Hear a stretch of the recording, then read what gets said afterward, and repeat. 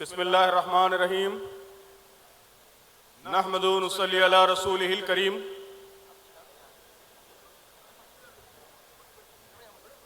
برادر عزیز مجیب الرحمان صاحب امیر حلقہ جماعت اسلامی ہند کیرلا، مولانا محب اللہ ندوی صاحب ممبر آف پارلیمنٹ، اسٹیج پر تشریف فرما دیگر مہمانان گرامی اور کوچین شہر کے مختلف علاقوں سے تشریف لائے بزرگوں، نوجوانوں اور محترم خواتین، ماؤں، بہنوں اور بیٹیوں، اپنی گفتگو شروع کرنے سے پہلے میں سب سے پہلے پہلگام کے ٹیررسٹ حملے کی سخت ترین الفاظ میں مذمت کرتا ہوں، کنڈیم کرتا ہوں۔ ہم سب اس ٹیرر ایکٹ کو کنڈیم کرتے ہیں۔ یہ پوری انسانیت پر حملہ ہے۔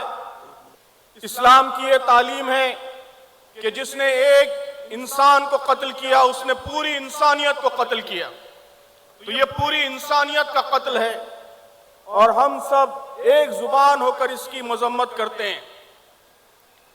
آج کا یہ اجلاس وقف ترمیمی قانون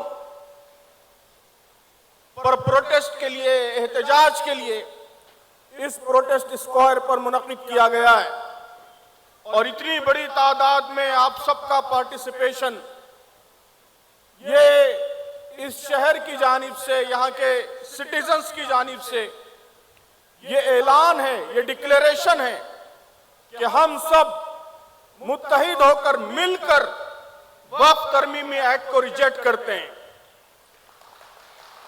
اس کو نامنظور کرتے ہیں۔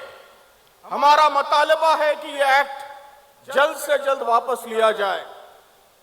محترم سامعین، یہ جو وقف ایکٹ لایا گیا ہے یہ سینٹر کی N D A government, B J P government کی ان حرکتوں کا تسلسل ہے، اس کا کنٹینیویشن ہے جو یہ 2014 سے مسلسل کر رہی ہے۔ اس گورنمنٹ کے کاموں پر اگر آپ نظر ڈالیں گے تو تین چیزیں بہت ہی کلیئرلی آپ کو محسوس ہوں گی۔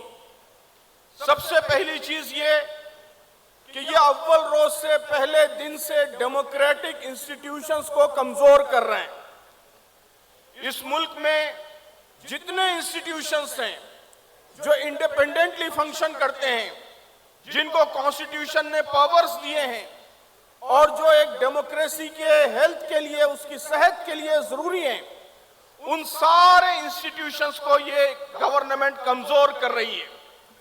چاہے وہ الیکشن کمیشن ہو، چاہے ای ڈی ہو، چاہے سی بی آئی ہو، چاہے کورٹس ہوں، عدالتیں ہوں، سارے انڈیپینڈنٹ انسٹیٹیوشنز کو ڈیمیج کرنے کی، ان کو ختم کرنے کی، ان کے پاورز کو ختم کرنے کی مسلسل کوششیں ہو رہی ہیں۔ اب اسی کنٹینیویشن میں وقف بورڈ کو نشانہ بنایا جا رہا ہے، جو ایک انڈیپینڈنٹ انسٹیٹیوشن ہے، جس کا ایک خاص فنکشن ہے، اسپیشلائز فنکشن ہے۔ تو یہ وقف بورڈ کو کمزور کرنے کی کوشش کوئی آئسولیٹڈ کوشش نہیں ہے، الگ تھلگ کوشش نہیں ہے، بلکہ ڈیموکریٹک انسٹیٹیوشنز کو کمزور کرنے، ان کو ختم کرنے کی مسلسل کوششوں کا حصہ ہے۔ دوسری اہم چیز جو ہم کو نظر آتی ہے وہ آٹوکریٹک کنٹرول ہے۔ یہ گورنمنٹ چاہتی ہے کہ سارے پاورز، سارے اختیارات وہ ایک تاناشاہ کے ہاتھ میں ہوں۔ وہ اسٹیٹس کو کمزور کرنا چاہتی ہے، وہ لوکل باڈیز کو کمزور کرنا چاہتی ہے، وہ سینٹر میں بھی کسی منسٹر کو پاور دینا نہیں چاہتی، بلکہ چاہتی ہے کہ سارے پاورز، سارے اختیارات وہ صرف ایک ہی فرد کے پاس، ایک ہی تاناشاہ کے پاس ہوں۔ یہ ہمارے ملک میں ڈیموکریسی سے تاناشاہی کی طرف، آٹوکریسی کی طرف جو سفر چل رہا ہے، وقف امینڈمنٹ ایکٹ اسی سفر کا حصہ ہے۔ وقف امینڈمنٹ ایکٹ میں بھی یہی کیا گیا ہے۔ اسٹیٹس کے پاور چھینے گئے ہیں، آفیسرز کے پاور چھینے گئے ہیں، مسلمان جو اصل اسٹیک ہولڈرز ہیں ان کے پاورز چھینے گئے ہیں، اور سارے پاورز سینٹرل گورنمنٹ کے پاس کیندرت کرنے، کانسنٹریٹ کرنے کی کوشش کی جا رہی ہے۔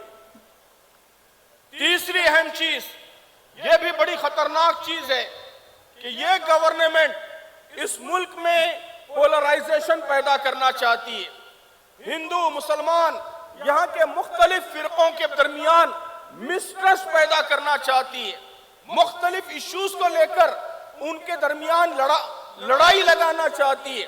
یہ وقف ایکٹ بھی اسی کوشش کا ایک حصہ ہے۔ جب سے ایکٹ آیا ہے پورے ملک میں پروپیگنڈے کا جو بازار ہے، جس طریقے سے جھوٹ پھیلایا جا رہا ہے، جس طریقے سے وقف بورڈوں کو جو گورنمنٹ کے انسٹیٹیوشنز ہیں ڈیمونائز کرنے کی کوشش کی جا رہی ہے، آپ سب اچھی طرح سمجھتے ہیں کہ اس کا مقصد لڑاؤ اور حکومت کرو کی انگریزوں کی پالیسی ہے۔ اس کام پر بھی اول روز سے وہ لگے ہوئے ہیں، اور یہ وقف ایکٹ بھی اسی کا تسلسل ہے۔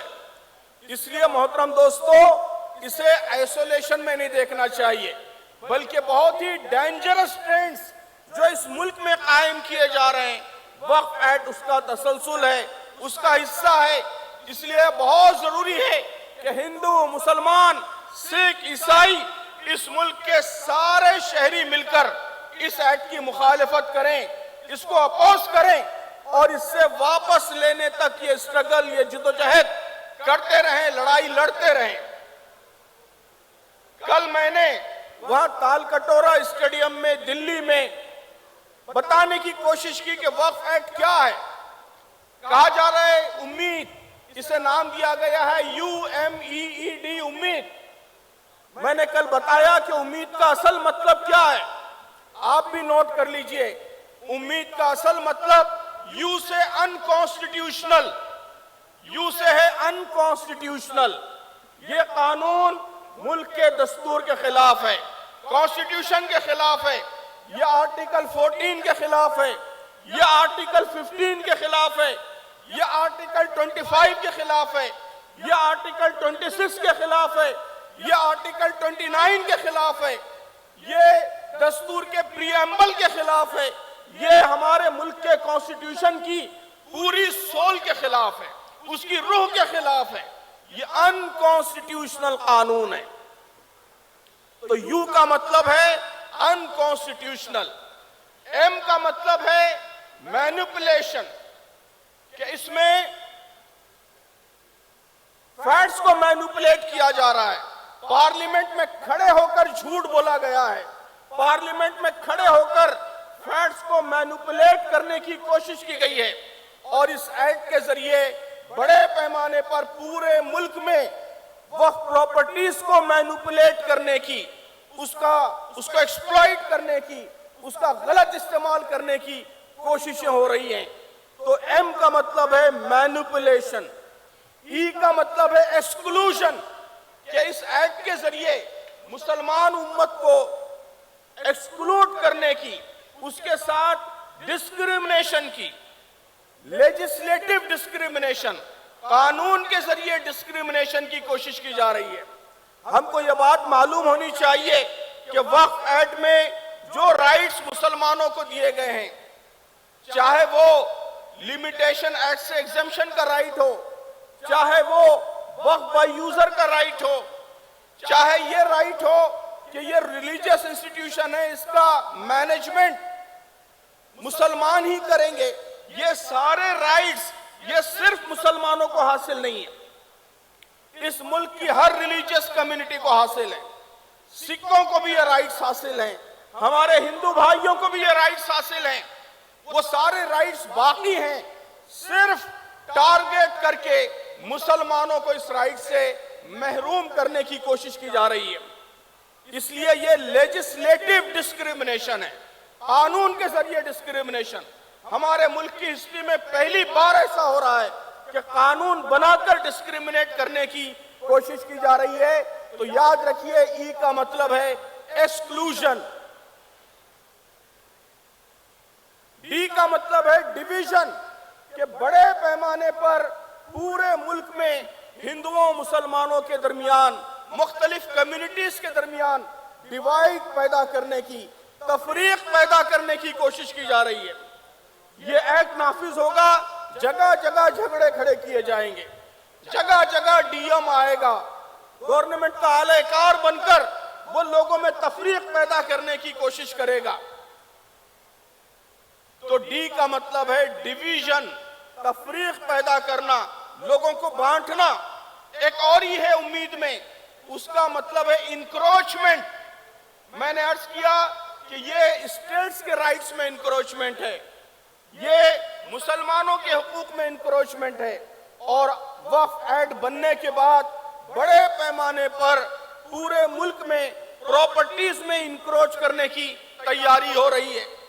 تو امید کا یہ مطلب ہے، یہ امید نہیں ہے بلکہ یہ تفریق ہے، یہ نفرت ہے، یہ تعصب ہے، یہ ناانصافی، انجسٹس ہے، یہ ظلم ہے، یہ اس ملک کے تانے بانے کو توڑنے کی کوشش ہے، یہ دستور کے استحصال کی کوشش ہے۔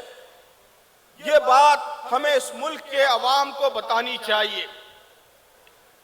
محترم دوستو، آپ نے دیکھا کہ جو سوالات پوچھے جا رہے ہیں ان سوالات کا گورنمنٹ کے پاس کوئی جواب نہیں ہے۔ پارلیمنٹ میں لوگوں نے سوالات پوچھے، کوئی جواب نہیں۔ عدالت میں سپریم کورٹ نے، چیف جسٹس نے سوال پوچھے، سمپل سوال، لیکن سالیسیٹر جنرل کے پاس، گورنمنٹ کے نمائندے کے پاس اس کا کوئی جواب نہیں۔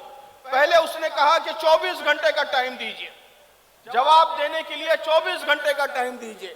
دوسرے دن کہا کہ نہیں، اور 1 ہفتے کا ٹائم دیجئے۔ 1 ہفتے کے بعد بھی آپ دیکھ لیجئے کوئی جواب نہیں رہے گا۔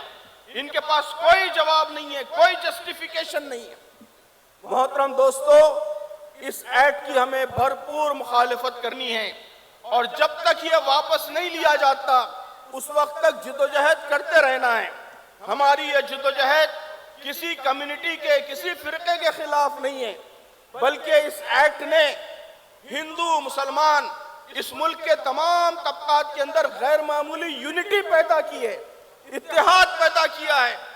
اپوزیشن پارٹیوں نے جس طرح پارلیمنٹ میں مل کر اس کی مخالفت کی، اور ملک بھر میں جگہ جگہ ایسے پروگرام ہو رہے ہیں، جلسے ہو رہے ہیں جس میں ہر مذہب کے ماننے والے شریک ہو رہے ہیں اور اس ایکٹ کی مخالفت کر رہے ہیں، تو انشاءاللہ یہ جو ناانصافی ہے، یہ جو ظلم ہے، وہ اس ملک کے عوام کو بیدار کرنے کا ذریعہ بنے گا۔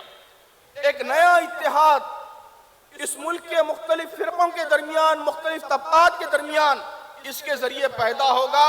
ہمیں یہی کوشش کرنی ہے کہ یہ ایک ایک انسان تک سچی بات پہنچائی جائے، مسلمانوں کو بھی اور ہندو بھائیوں کو، سکھ بھائیوں کو، عیسائی بھائیوں کو، سب کو بتایا جائے کہ یہ ایکٹ کیا ہے اور کیسے یہ اس ملک کے یہاں کے ہر شہری کے مفاد کے خلاف ہے۔